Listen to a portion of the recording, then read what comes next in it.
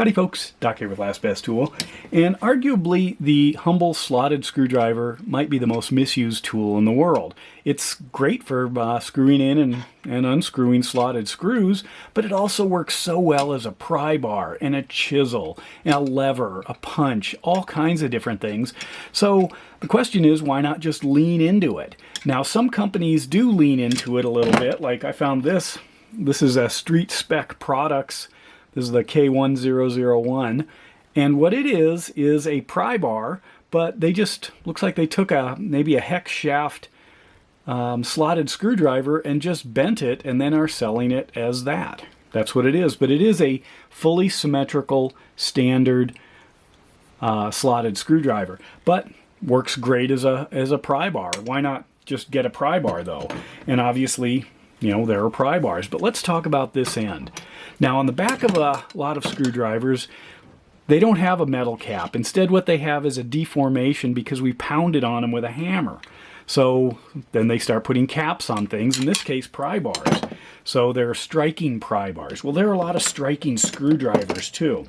And generally when you start striking things like this one, this is a Mayhew Dominator striking scraper, you know, beat up the end on this end, and this end gets pretty hammered, pretty messed up, but why not just lean in to screwdrivers? Now they come in both slotted and Phillips style with striking caps, and generally some connection that's pretty solid and a dense handle.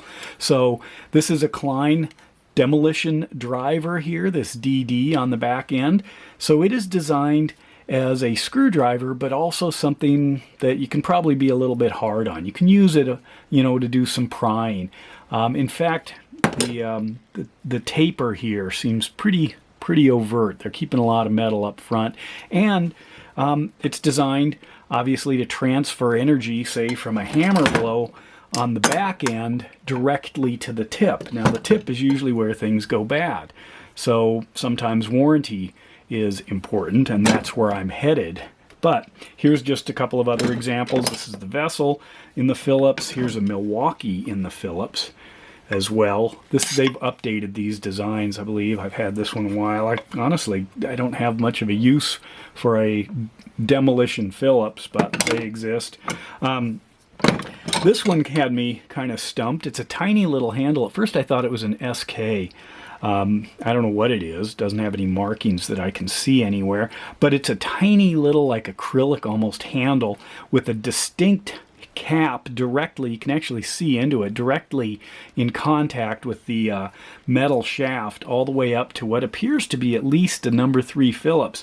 So what are you going to do with something like that? Because the handle is so small that if you have a snug number 3, which is easy to do, you're not going to have enough leverage, and it doesn't have even that much texture. So you've got a slippery small handle and a huge front end. So obviously it's for whaling on something. But Milwaukee has also leaned into it. This is one of their Demolition drivers. It's not the best slotted screwdriver, and as you can see, it is quite asymmetrical, and it's designed to be struck this way so you can cut, I believe, ductwork is what that's for. But anyway, so they've leaned into it. But let's talk about Harbor Freight. Harbor Freight makes a couple of different Demolition drivers. They have a pair of these huge Phillips. Now these are not Phillips, well, it is Phillips, but it's the Pittsburgh line. I think this is number 4 Phillips. Look at the size of that monster. You even encounter number 4s. Again, a kind of acrylic handle. You know, obviously we use these as hammers, so we might as well use the screwdriver as a chisel. But you can see chrome vanadium steel. It's smooth, which is nice. And then it's got a very distinct striking cap. They sell a set of these in both a giant slotted and a giant Phillips for about $8.99. I mean, literally, that's $9. That's $4.50 a piece, lifetime warranty. I got these to have a really long set for some reason. I figure I'll encounter it at some point. But they also make a smaller set here by Doyle, which is, believe it or not, a little less expensive. And it also comes in the standard slotted and a number 2 Phillips. And as you can see, it's got marked end caps that are solid. Again, if you're, there's a pretty good solid transmission through it. A dense handle.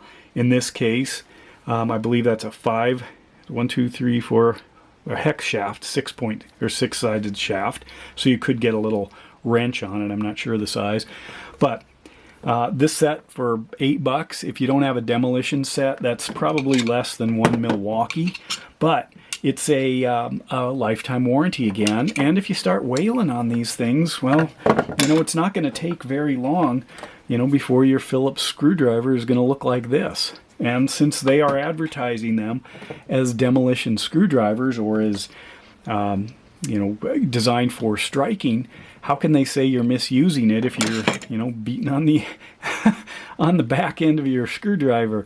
Now, Snap-on, the way their warranty works is that the handles are not covered, but the blades are. So as long as your handle's intact, generally you can get a new blade put on quite easily. I have had handles replaced. It's kind of at the discretion of your Snap-on dealer, and I've also heard that people have damaged these, like obviously bent the tip of their slotted screwdriver using it as a pry bar, and they can't get a warranty.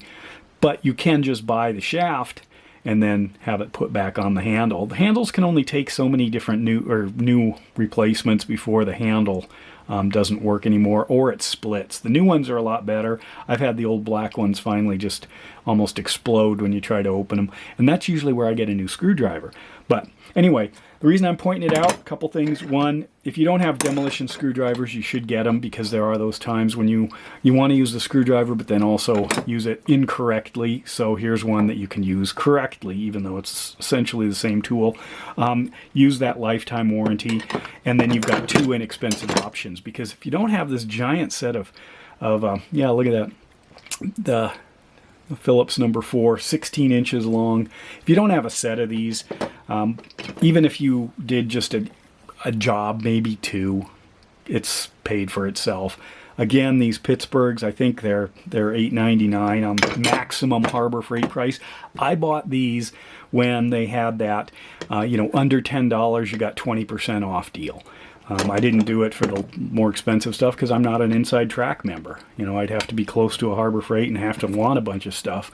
But in reality, that's how I got both of these. Went in one once, went in again, got the other one because they were both under $10. Just because I thought I'd give them a shot. And to have lifetime warranty or simple return, simple exchange on a Demolition screwdriver, well, there you go. Anyway, let me know your thoughts, and if there's another tool that tends to get misused by a hammer on the back end. Yes, I've hit pliers. I don't know, I'm pretty liberal with my hammer use, but it's kind of nice not to have just a dedicated tool. You can actually have a tool that's designed for something else, and if you need to, it can switch gears and be used for something else.